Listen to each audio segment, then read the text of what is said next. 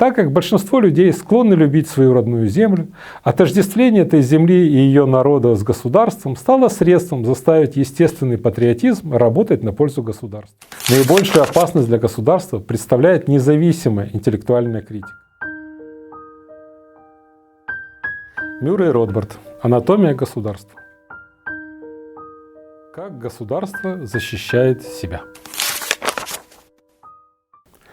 Как только государство образовалось, перед правящей группой или кастой возникает проблема – как сохранить власть. Хотя насилие – это их образ действия, основная и долговременная проблема идеологическая. Для пребывания у власти любое правительство, а не только демократическое правительство, должно обладать поддержкой большинства своих подданных. Следует отметить, что такая поддержка не обязательно должна быть в форме активного энтузиазма. Вполне достаточно пассивного смирения, как перед неизбежным законом природы. Но поддержка в смысле определенного рода принятия необходима. Иначе меньшинство государственных правителей будет, в конце концов, пересилено большинством общества. Так как хищничество должно поддерживаться избытком производства, по необходимости верно то, что класс, составляющий государство, ничем иным не занятая бюрократия и знать, должен составлять достаточно ограниченное меньшинство в стране, хотя, конечно, они могут купить союзников среди важных групп населения. Поэтому главным заданием правителей всегда является обеспечение активной или смиренной поддержки большинства граждан. Конечно, один из методов обеспечить поддержку – создание корыстных экономических интересов. Поэтому король не может править сам. Он должен иметь значительную группу последователей, обладающих привилегированным положением, например, членов государственного аппарата, таких как бюрократия и признанная знать. Однако это обеспечивает только небольшое количество страстных сторонников. И даже жизненно важная покупка поддержки при помощи субсидий и предоставления других привилегий все же не позволяет получить согласие большинства. Для этого большинство следует убедить при помощи идеологии, что их правительство доброе, мудрое и во всяком случае оно неизбежно. Зато уж, конечно, лучше, чем любая мыслимая альтернатива. Распространение этой идеологии среди народа – жизненно важная социальная задача интеллектуалов. Ведь массы не создают собственных идей и не придумывают эти идеи независимо.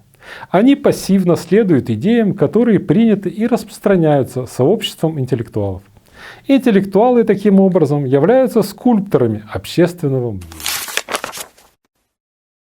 А так как именно в формировании общественного мнения отчаянно нуждается государство, становится ясной основа векового альянса государства и интеллектуалов.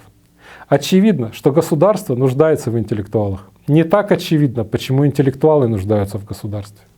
Проще говоря, мы можем утверждать, что благосостояние интеллектуала при свободном рынке всегда непрочно. Ведь интеллектуал должен полагаться на ценности и вкусы массы своих сограждан. А для масс характерно именно общее равнодушие к интеллектуальным вопросам. Государство, с другой стороны, охотно предлагает интеллектуалам прочное и постоянное место в государственном аппарате. И тем самым надежный доход и престиж. Ведь интеллектуалы будут щедро вознаграждены за важную функцию, которую они выполняют для государственных правителей, которым они теперь сами и принадлежат. Альянс между государством и интеллектуалами проявился в страстном желании профессоров Берлинского университета в XIX столетии сформировать группу интеллектуальных телохранителей дома Гогенцоллернов. В наши дни следует обратить внимание на откровенное замечание влиятельного ученого-марксиста, касающееся критического исследования восточного деспотизма профессором Витфогелем. Цивилизация, которую профессор Витфогель подверг таким горьким нападкам, сделала поэтов и ученых чиновниками. Мы можем также отметить многочисленные примеры развития науки и стратегии, которая состоит на службе вооруженных сил, основной ветви правительства, которая осуществляет насилие. Почтенной профессией, помимо прочего, является занятие официального или придворного историка, посвященное распространению взглядов правителя на деяния его и его предшественников. Аргументы, при помощи которых государство и его интеллектуалы побудили своих подданных поддерживать их правление, многочисленны и разнообразны. В основном составляющие этих аргументов можно обобщить следующим образом. А. Государственные правители – великие и мудрые люди. Они правят по божественному праву. Они аристократы среди людей. Они научные эксперты. Гораздо выше и мудрее своих хороших, но простоватых подданных. И б. Власть правительства неизбежна, абсолютно необходима и намного лучше, чем неописуемые несчастья, которые разразятся после его падения. Союз церкви и государства был одним из древнейших и наиболее успешных из этих идеологических приемов. Правитель был либо миропомазанником Божьим, либо, как в случае многих восточных деспотий, сам был Богом. Поэтому любое сопротивление его правлению было богохульством. Государственные жрецы выполняли основную функцию интеллектуалов – обеспечение поддержки и даже поклонения народа. Другой успешный прием – внушить страх альтернативой системы правления или отсутствия правления. Поддерживалось мнение, что нынешние правители предоставляют гражданам жизненно необходимую услугу, за которую они должны быть чрезвычайно благодарны – защиту от случайных грабителей и преступников. Государство, защищая собственную монополию на хищничество, действительно заботится о том, чтобы свести к минимуму частный и несистематический грабеж. Государство всегда ревностно относилось к своим охотничьим угодьям. Особенно успешно в течение последних веков государство внушало страх перед правителями других государств. Так как поверхность земного шара была распределена между государствами, одной из основных доктрин государства было отождествление себя с территорией, которой оно управляло. Так как большинство людей склонны любить свою родную землю, отождествление этой земли и ее народа с государством стало средством заставить естественный патриотизм работать на пользу государства. Если Руритания была атакована Молдавией, главной задачей государства и его интеллектуалов было убедить народ Руритании, что атака направлена именно на них, а не просто на правящую касту. Таким образом, война между правителями была превращена в войну между народами. Каждый народ защищал своих правителей, ошибочно полагая, что это правители защищают их. Этот прием национализма был успешен только у западной цивилизации и только в последние столетия. Не так давно основная масса подданных считала войны битвами между различными наборами знати, не имеющие к ним отношения. Идеологическое оружие, применяемое государством в течение столетий, изощренно и многообразно. Отличным оружием является традиция. Чем дольше государству удавалось сохранять свое правление, тем мощнее это оружие. Так как теперь династию X или государство Y поддерживает вес вековых традиций. Почитание предков таким образом становится изощренным средством почитания древних владык. Наибольшую опасность для государства представляет независимая интеллектуальная критика. Нет лучшего способа подавить такую критику, чем объявить любой одинокий голос, любого высказывающего сомнения, как нечестивого нарушителя мудрости предков. Еще одно мощное идеологическое средство – осуждать индивидуально и превозносить коллективизм общества. Так как каждое правление подразумевает согласие большинства, то идеологическая опасность такому правлению может проистекать первоначально только от одной или нескольких независимо мыслящих личностей. Новая идея, не говоря уже о новой критической идее, по необходимости зарождается как особое мнение меньшинства. Поэтому государство должно подавить такие взгляды в зародыше, высмеивая любые взгляды, идущие вразрез с мнением масс. Слушай только своих братьев и приспосабливайся к обществу, становится таким образом идеологическим оружием для подавления индивидуального несогласия. Благодаря таким мерам массы никогда не узнают об отсутствии у короля одежды. Также важно для государства, чтобы его власть казалась неизбежной, даже если его правление недолюбливают, с ним пассивно смирятся, что выражено в знакомой фразе про смерть и налоги. Один из методов внедрять историографический детерминизм в противовес личной свободе воли.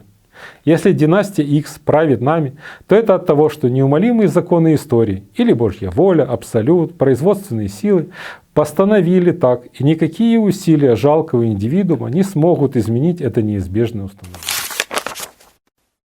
Также важно для государства прививать своим подданным отвращение ко всякого рода теориям заговоров в истории, так как поиск заговоров означает поиск мотивов и установление ответственности за исторические злодеяния. Если, однако, любая тирания государства, коррупция или агрессивная война были вызваны не государственными правителями, а таинственными, загадочными общественными силами или общим несовершенством мира, или если каким-то образом все несут ответственность, мы все убийцы, как заявлял один лозунг, тогда нет смысла людям возмущаться или восставать против таких злодеяний. Более того, атака на теории заговора означает, что подданные станут легче верить в доводы общественного блага, всегда выдвигаемые государством как оправдание любым своим деспотическим действиям. Теория заговора может пошатнуть систему, побуждая общественность сомневаться в государственной пропаганде. Еще один проверенный и верный метод подчинить подданных воле государства – вызвать чувство вины. Любой рост частного благосостояния можно подвергнуть критике, как бессовестную жадность, материализм или чрезмерный достаток. Получение прибыли можно обозвать эксплуатацией и ростовщичеством. Обоюдовыгодный обмен осуждать как эгоизм. И каким-то образом из этого всегда делается вывод, что больше ресурсов надо перекачать из частного в общественный. Чувство вины побуждает людей именно так и поступать. Ведь в то время как частные лица склонны предаваться эгоистической жадности, неспособность государственных правителей вступать в честный обмен должна указывать на их приверженность более высоким и благородным целям.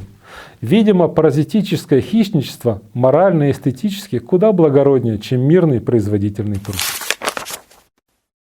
В настоящее, более мирское время божественное право государства уступило место новому богу – науке. Власть государства теперь объявляется ультранаучной, так как ее планируют эксперты. Хотя к разуму взывают чаще, чем предыдущие столетия, речь идет не о разуме человека или об осуществлении им своей свободы воли. Это все те же старые коллективистские и детерминистские речи. Все так же подразумевающие всеобщую уравниловку и насильственное манипулирование правителями пассивными подданными. Все более широкое использование научного жаргона позволило государственным интеллектуалам сплести сеть хитроумных оправданий для государства, которые были бы выставлены на посмешище в более простые времена. Вор, оправдывающий кражу, говоря, что он на самом деле помог своим жертвам, так как его расходы активизируют торговлю, вряд ли кого-то убедил. Однако, когда эта теория облачена в кейнсианские уравнения и снабжена впечатляющими ссылками на эффект мультипликатора, она, к сожалению, выглядит более убедительно. Насилие над здравым смыслом продолжается. Каждый век выполняет задачу по-своему. Так как идеологическая поддержка жизненно необходима государству, оно должно стараться все более и более убедительно доказывать общественности свою законность, чтобы отмежеваться в своих действиях от простых бандитов. Неустанная решимость этой атаки на здравый смысл не случайна. Ведь, как живо описал Менкин, обычный человек, каковы бы ни были его ошибки в других областях, по крайней мере, явно считает правительство чем-то, что существует отдельно от него и от сообщества его собратьев. Что это отдельная, независимая и враждебная сила, только частично находящаяся под его контролем и способная нанести ему огромный вред. Не знаменателен ли тот факт, что воровство у государства повсеместно считается гораздо менее серьезным преступлением, чем воровство у частного лица или даже у корпораций? За этим стоит, я считаю, глубокое чувство фундаментального антагонизма между правительством и управляемым ими людьми. Его воспринимают не как комитет граждан, избранных для управления общим предприятием всего населения, а как отдельную и автономную корпорацию, в основном занимающуюся эксплуатацией населения к выгоде собственных членов. Когда грабят частного гражданина, достойный человек лишается плодов своей предприимчивости и бережливости. Когда грабят правительство, то в худшем случае у горстки жуликов и дармоедов будет меньше денег на их прихоти. Идея о том, что они заслужили эти деньги, не приходит никому в голову. Для наиболее здравомыслящих она просто нелепа. Насилие над здравым смыслом продолжается.